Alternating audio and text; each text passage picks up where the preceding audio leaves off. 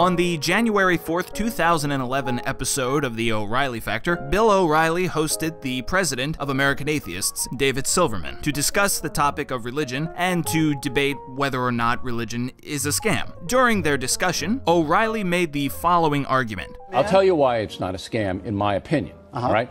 Tide goes in, tide goes out. Never a miscommunication.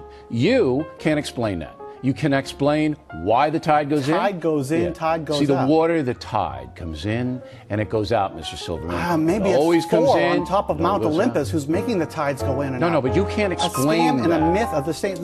You can't explain religion. Mr. O'Reilly's argument for why religion is not a scam is that tides come in, tides go out, and that you cannot explain that. Now, maybe you personally can explain that if you happen to know that the gravitational pull of the moon causes high tide and low tide, in which case, congratulations. You have just countered Bill O'Reilly's argument.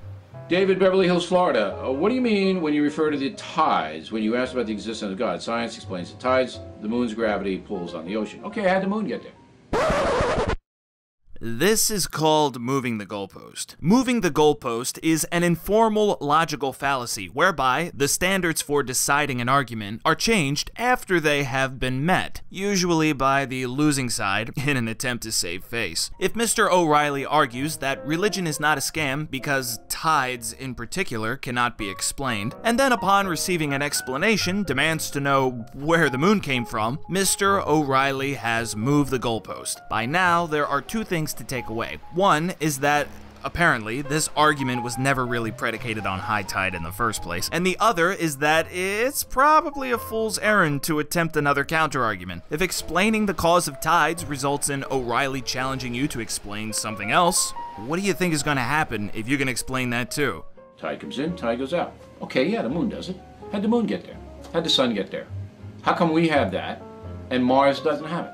How did that little amoeba get here? Crawl out there. How to do it?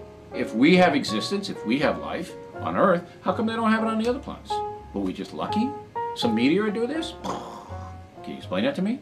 You might be tempted to accept these challenges. You might be motivated, if not by the joy of science, then by Mr. O'Reilly's smug attitude, to explain the history of our moon and our sun, and that Mars has two moons in fact, and what amoeba is, etc, etc, etc, but it would all be tantamount to Charlie Brown trying to kick a football. You'd just be asked to explain more things until you were eventually, inevitably, asked to explain something that you could not explain. So, you see, Mr. O'Reilly's argument is not that religion isn't a scam because tides cannot be explained, but rather that religion is not a scam because there will always be something that cannot be explained. In other words, religion is not a scam because ignorance, which is probably not the most flattering argument in favor of religion, but that's beside the point. The point is that this argument is predicated on nothing other than your inability to explain something. Anything. It doesn't matter what it is, the goalpost can be moved, and any argument in which the goalpost will be moved is not worthy of a counter-argument. No use playing the game if the other side is just gonna cheat. At least you can explain that.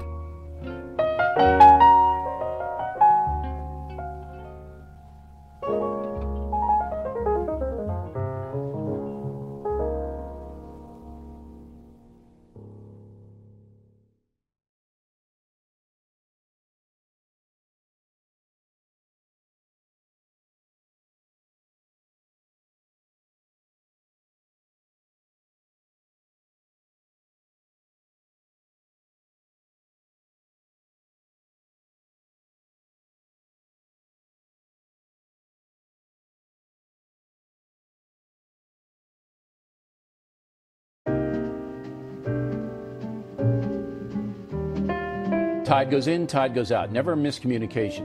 You can't explain that. You can explain why the tide comes in and it goes out. The side of the Earth facing the moon is pulled harder by the moon than the other side of the Earth, so the Earth stretches. A lot of the Earth is covered in water, and water responds to this changing force. If there's a beach on one of those spots, the water will cover it, and we say it's high tide.